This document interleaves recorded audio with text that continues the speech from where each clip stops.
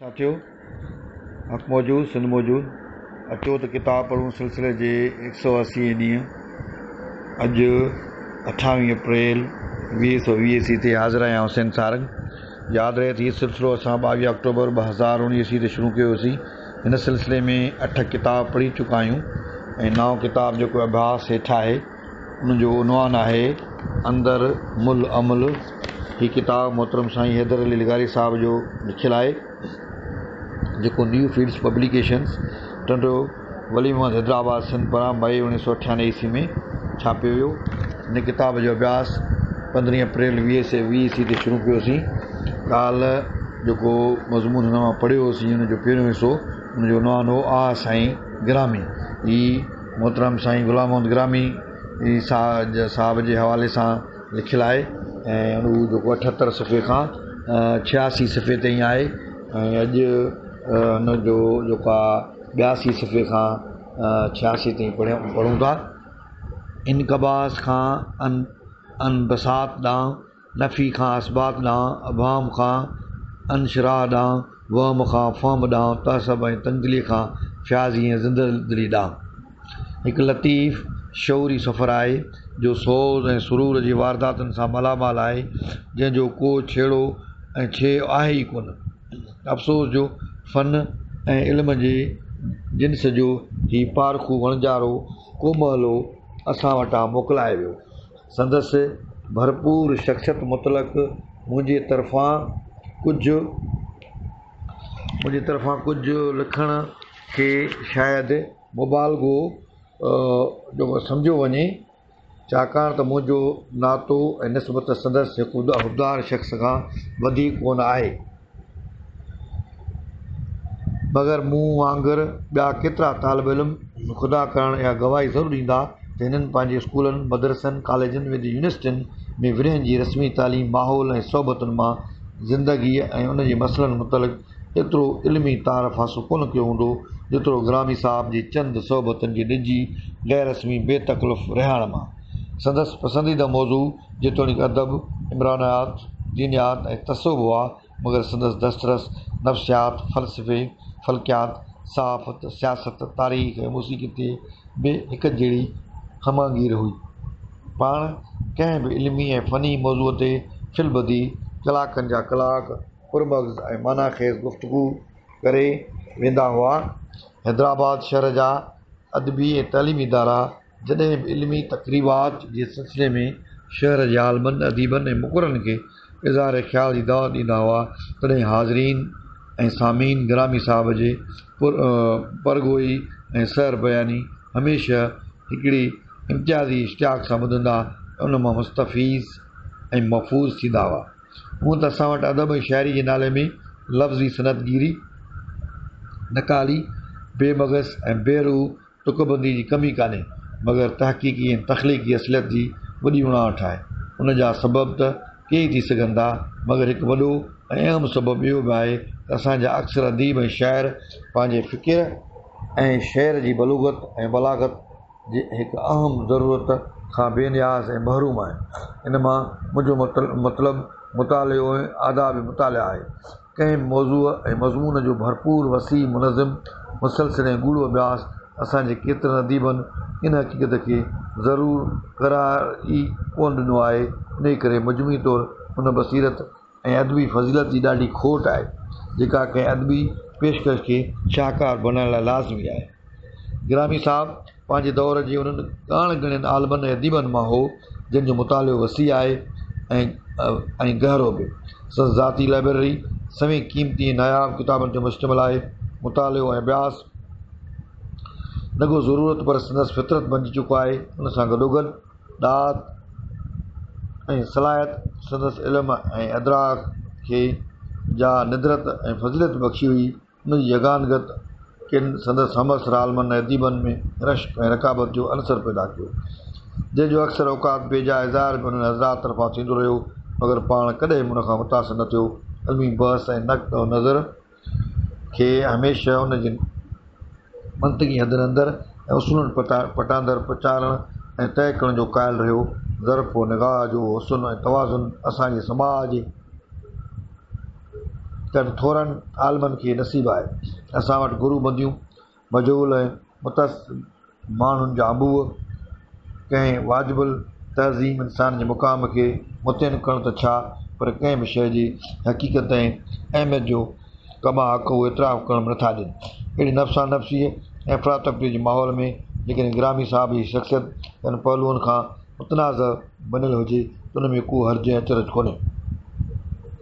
ईअं त हर दौर में थींदो आयो आहे, पर असांजे समाज में ख़ुदि अदबी ऐं इल्मी हल्का अहिड़नि त ख़सीस मसइलनि ऐं मामरनि ते विरहाया ऐं विछड़िया वतन ऐं हिक ॿिए सां अदम तावन जी राहनि ते हलंदा था रहनि, जो चंद लम्हनि लाइ जेकॾहिं ख़ुदि उहे हज़रात पाण ई संजीदगी ऐं इतदाल सां हक़ाइक़ जो जाइज़ो वठनि त पाण ई पंहिंजी नादानियुनि ऐं ज़ियातनि जी ख़सीस पिणे ते शर्माइजी पवनि। मगर हो उन हसद इलाज कीअं थिए? ॿिए कंहिं मुआशिरे में इल्मी अदबी हल्का मुंहिंजे ख़्याल में हिक ॿिए ख़िलाफ़ अहिड़ी शिकताण में मुब्तला कोन हूंदा जंहिं लाइ के मक़ूल ऐं मुनासिब सबब ई मौजूदु न हुजनि। अहिड़ी सूरत लाइ सवाइ हिन दर्दमंदाना गुज़ारिश ऐं अपील जे ॿियो कुझु छा थो चई ऐं करे सघिजे त शाल हुस्न ऐं सुखन जे क़दरनि जा ई पासमान पंहिंजे क़बाहतुनि खे महसूसु करे उन्हनि जी तलाफ़ी लाइ को हिक ॿिए सां बिना देर तावन कनि ऐं पंहिंजे मुक़ाम ऐं मर्तबे जे असलियत ॾांहुं मुतवजह थियनि ऐं उन जी हक़ीक़त जो भरम रखनि। शाल ईअं थिए। गिरामी साहब अहले दिल बुज़ुर्ग न ऐं औलिया उल्लाह जो ज़िक्र सदाई मोहबत ऐं रकत सां कंदो हो। सिंध तोड़े हिंद जे तक़रीबन सभिनी अहले दिल बुज़ुर्गनि जी सवानह ऐं सिलसिला सिंध मुतालो कयल हुआ। हिन सवाइ अरब, ईरान ऐं तुर्की जे उन केतिरनि बुज़ुर्गनि जो कलाम, मलफ़ूज़ात ऐं सवाना हयात बि संदसि यादाश्त जी ज़ीनत हुआ। सिंध में लतीफ़ लवारी शरीफ़ जे ख़्वाजा मोहम्मद ज़मान, हलाज मखदूम नूर, जोक जे शाइना शहीद ऐं दराज़ा जे सचल जे कलाम ऐं सवानह फ़न ऐं फ़िक्र जो तक़ाबुली मुतालो ऐं दर्क करामी साहब जे गंजनि या फ़िक्र जो ख़ासि ख़ज़ानो हो। संदसि चवणो हो अहिड़ा अहले दिल इंसान काइनात ऐं इंसान ज़ात जी तख़लीक़ी ख़ूबियुनि जो निचोड़ ऐं मज़हर आहिनि। आलमनि ऐं आरफनि जा ज़ैफ़ ऐं सकम बि आम ख़ल्क़ जे नेकियुनि ऐं चङाइनि खां ज़्यादा क़ीमती ऐं वज़नाइत आहिनि। पाण सिंध जे वॾे में वॾे बाकमाल आलिम आरिफ अलामा क़ाज़ी साहब जंहिंजा ख़ासि सोबती ऐं साथी हुआ, ऐं जॾहिं बि अलामा क़ाज़ी साहब जो ज़िक्र ख़ैर कंदा हुआ संदसि क़ुर्ब ऐं कमाल खे वॾी हुब ऐं सोच सां बयानु कंदा हुआ। क़ाज़ी साहब सां रिहाइण वक़्तु कई दक़ीक़ ऐं बारीक इल्मी मसइला संदसि नज़र बहस ईंदा हुआ। पाण अक्सर चवंदा हुआ त लतीफ़ खां पोइ अलामा क़ाज़ी साहब सिंध जो अज़ीम तरीन इंसान आहे। गिरामी साहब सदाई पंहिंजनि परावनि नंढनि वॾनि ऐं चङनि मठनि सां नियती ऐं ख़ैर सगाली जे जज़्बे सां पेश ईंदो रहियो।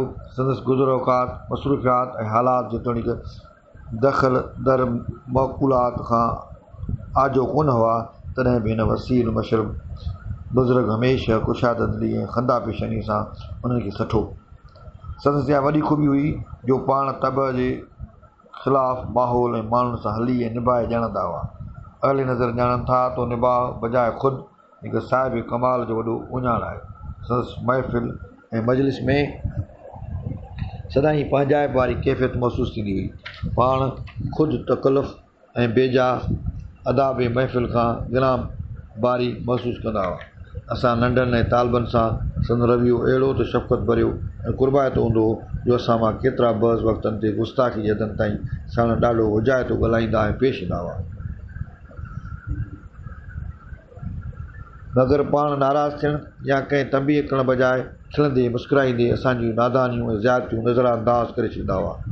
संदन फैज़ ऐं निगाह ऐं फ़िक्र अंगेज़ दर्सगाह मां कई फैज़ाब थिया। संदन रहनुमाई ऐं हौसला अफ़ज़ाई केतिरनि नवनि तालिबनि खे इल्म ऐं फ़न जे आदाब सां रोशनास कयो। संदसि मसलक सिल कुल वारो हो। पाण लिहाज़ा कंहिं ख़ासि मक़दे फ़िक्र सां मुंहिंजे ख़्याल में वाबस्ता न हो।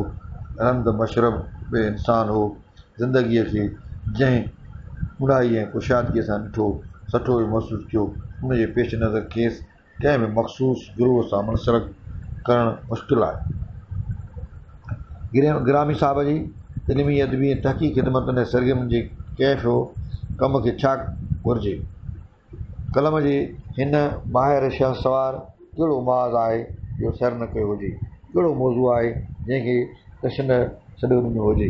मुल्क जे टिड़ियल पखिड़ियुनि, रिसालनि, मुफ़्सिदनि, अख़बारनि ऐं कालमनि वग़ैरह खे छॾे, जिन में वक़्त बख़्शंस मौक़ाना ऐं मुफ़्कराना मज़मून शाया थींदा हुआ, रुॻो सिंधी अदबी बोर्ड जे रिसाले मेहराण जा गुज़िरियल 20-25 सालनि जा पर्चा उथलाए ॾिसो, जिन में संदसि हर हिकु इदारो गुज़ारिश बजाए ख़ुदि हिकु अहम तहक़ीक़ी इल्मी ऐं फ़िक्री दस्तावेज़ आहे।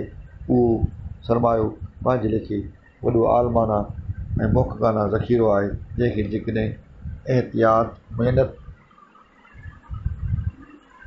ऐं होशमंदी सां सेड़ियो तरतीब न वञे, उहो मवाद मयारी तौरु मक़दार जे लिहाज़ खां हिकु मुकमल रिसर्च ऐं ज़ख़ीम साइक्लोपीडिया खां घटि कोन आहे। हिन खां सवाइ संदसि ख़ुसूसी मक़ालो मशरिक़ी शाइरी जा फ़नी क़दुर ऐं रुझानात हिकु बहितरीनु इल्मी ऐं अदबी शाहकार आहे, जंहिंमें पाण जे साइंटिफिक अंदाज़ सां मशरिक़ जे क़दीम तौरु जदीद शाइरी जे मौज़ूआत, मज़ामीन, असालिब ऐं हैत वग़ैरह जो जेको नाक़दाना ऐं फ़नकाराना जाइज़ो वरितो अथसि ऐं जेका परक्रेज़ी ऐं फ़िक्री मुशक़त कई अथसि, तंहिं उन दस्तावेज़ खे हिकु लाजवाज़ ऐं बेमिसाल शाहकार जो दर्जो ॾेई छॾियो आहे। उहे सभु अहिड़ा सबूत आहिनि जंहिंजे करे असांजी सिंधी ॿोली ऐं सिंधी अदब में गिरामी साहब खे हिकिड़े अमर ऐं दाइमी हैसियत हासिल रहंदी। मगर असां अहले सिंध अहिड़े मोहसिन, महबूब, सुखनवर ऐं दानशर खे असां ज़िंदगीअ में छा ॾिनो? असांजी हिन ज़रपरस्त समाज में अहलियत, सलाहियत ऐं ॾाह जे पेश नज़र ज़िंदगी जी कहिड़ी नेमत कंहिंखे केतिरी तक़सीम थी मिले थी? नेमत ठहियो पर उहो सहूलियत ऐं अदना राय जो हक़दार बि असांजे अहिड़े दानशर खे न करार ॾिनो वियो, जेको अरसे खां रत जी दवा जो मरीज़ हो, मगर कंहिं माहिर डॉक्टर जे इलाज जो मिजाज़ न हो। हूअं त अहिड़नि लाखीननि ऐं ॿ जी सख़्त ऐं तंदुरुस्तीअ जे सहारे संभाल लाइ सिहत ऐं तंदुरुस्ती सहारे संभाल लाइ कंहिं मुस्तक़िल लाॻीते ऐं वक़्ताए ते तबी मुआइने ऐं बाक़ाइदा इलाज जो इंतज़ारु हुअणु घुरिजे। इहो उन्हनि जो हक़ु आहे, मगर छठी छमाही बि अहिड़नि शख़्सनि खे रुॻो मुआइने जी बार सहण जोॻो बि न बनायो वियो।